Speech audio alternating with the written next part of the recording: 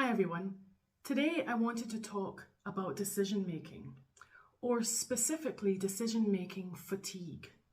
Now, decision making fatigue happens when we've got multiple decisions flying around and colliding with each other. They may be things that you need to make decisions on individually or personally, or they may also be things that are happening in and around you in your environmental context that can contribute to this. For example, take a simple time of the day like the morning. You might be getting up to get ready for work. You might be needing to decide what to wear. You might be needing to decide what to take for lunch and whether or not you need to take your coffee cup with you and which one to take. You might need to decide how you're going to get to work, which mode of transport if you have different options. At the same time, you might have kids saying, "Oh, Mum, I need to know if I can go on this trip for school. Have you signed my permission slip? And then after school, can I go to a friend's or can I go into the town?" And at the same time, you might have your partner very helpfully saying, "Hey, I'm going to cook tonight. What would you like for dinner?" All of these things can mount up and mount up and mount up and make us feel confused and overwhelmed. And those might be the ways and the terms that you use to describe what you're feeling at that time. But I'd like you to consider that confusion and overwhelm are pretty powerless feelings, aren't they? And I'd invite you to reframe what's happening in those moments as you experiencing decision-making fatigue. The reason why I find it helpful to reframe it in this way is because firstly, it helps us to understand what's happening. Secondly, it means you can validate your feelings and your response to it. And thirdly, because then you can identify some actionable steps to take when you're feeling this way. Now, first of all, I think it's really important to recognize that our decision-making resources and our decision-making ability is not infinite. It's limited. I think it's limited on a daily basis, okay? And it needs replenishing every day. I'm reminded of Mark Zuckerberg's comment that he has a closet full of the same shirts that he wears every single day. It's because he doesn't want to have to dedicate any mental capacity to deciding what to wear when he has far more important things to think about and decide on later that day. And I started doing this a number of years ago because I was finding that those moments in the morning when I was already having to think about multiple things, having to figure out what I was also going to wear and match it and think about tops and skirts and shoes as well, it was just way too much. And so I made an active choice to decide that I would put aside my clothes the night before, because those 5 minutes in the evening, I could do that, and I could do it pretty quickly. But adding those 5 minutes into the morning, actually, they became exponentially longer. They might become 7, they might become 10. And the feelings that go along with that were not helpful to me in the morning, I was finding. The other thing to think about is that decision-making fatigue is connected to our resourcefulness. In neurolinguistics programming, a resourceful state is any state where a person has positive and helpful emotions and strategies available to him or her and is operating from them behaviorally. Now, without wanting to go too much into that, at its very simplest and basics, our resourcefulness state can be affected by our most basic needs. Things like hunger or thirst or hormones or illness or tiredness.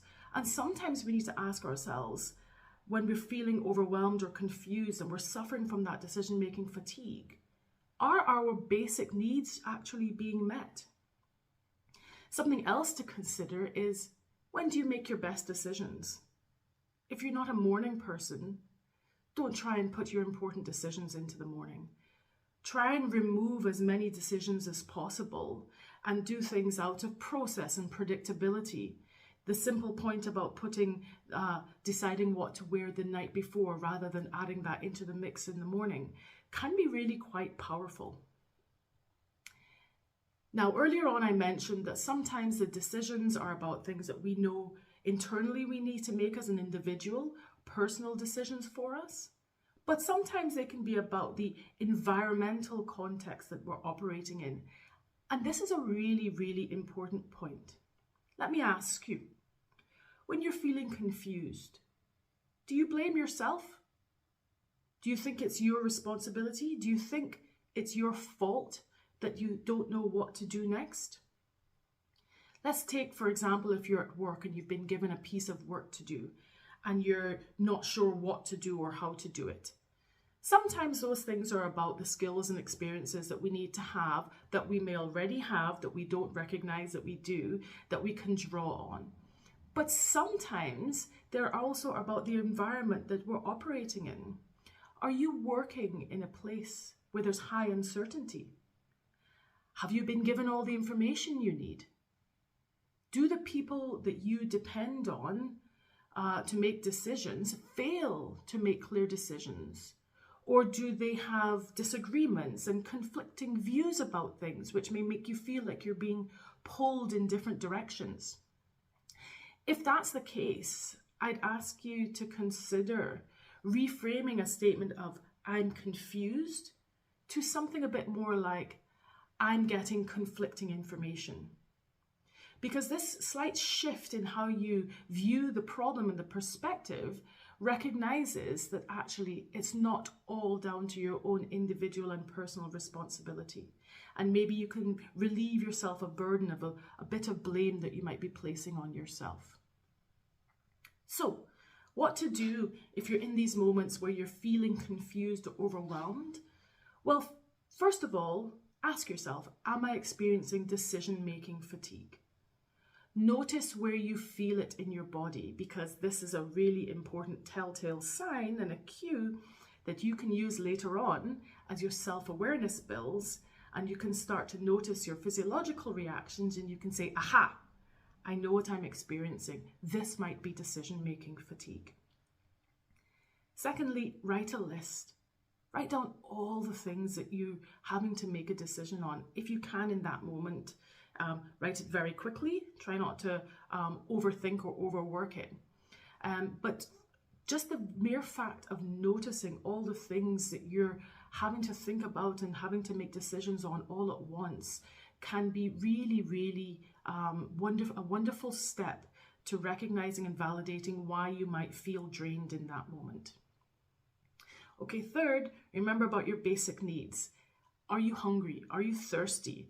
Is there anything else that you need to resolve first before you can then put yourself into a better state and a calmer state for more clearer decision making and a better mental frame of mind?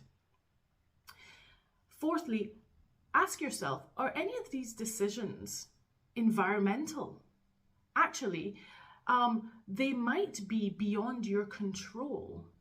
And if that's the case, then they're not things that you need to think about or worry about.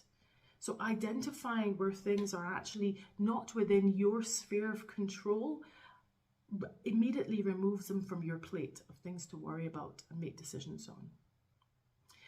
And then with the remaining things on your list, quick fire, think about what can be, number one, decided quickly.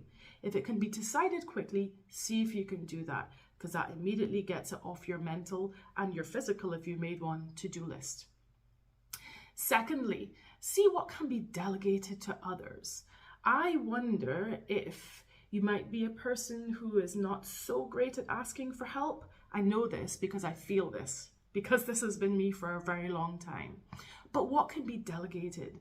What actually doesn't need to sit with you and can be done as well as or better, or even if it's not as well as or better, just done by someone else, not by you.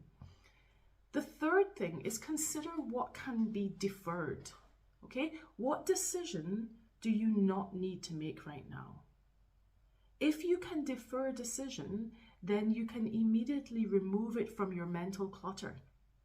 But you might also be deferring it to a time when you're more resourceful to be able to handle the decision making, especially if it's something significant or complex that requires you to be in your best frame of mind.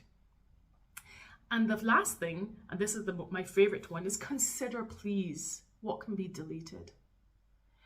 There'll be many, many things that you think you need to make a decision on that actually you don't. I know this because I've been there. And you know that there are some things that if you don't make a decision on for long enough, sometimes you don't actually need to, and you realize that you are placing this pressure on yourself unnecessarily. Not big or important things, but there might be some small things that actually, when you step back and you look at it, and if you were advising a friend about this, you might say, stick a line through that. You don't need to do that.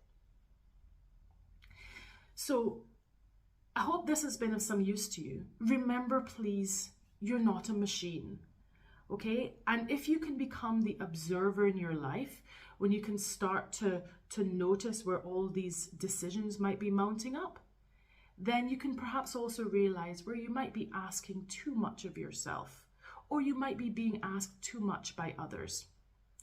See if reframing confusion and overwhelm as decision-making fatigue can perhaps help you to retake your control and reclaim your power, and hopefully also look after yourself. Take care.